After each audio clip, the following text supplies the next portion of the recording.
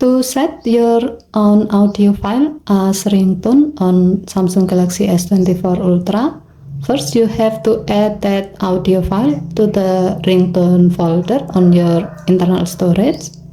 To do so, open My Files app. Navigate to the folder where you save the audio file you like to set as ringtone.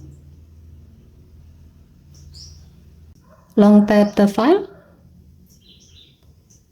Tap copy at the bottom of the screen. Now go back to the internal storage. Find ringtone folder. And then tap it to open it. Next, tap copy here to copy your audio file to this folder.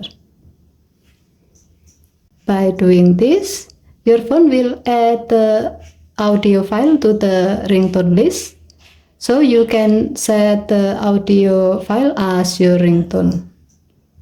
To do so, go to the setting menu by swiping down the top of the screen, and then tap setting icon. Scroll down the screen to find sound and vibration. Tap sound and vibration. Tap ringtone. Scroll up the screen.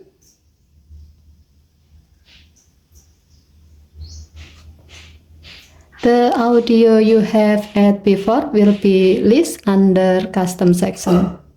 Select your audio to set it as the default ringtone.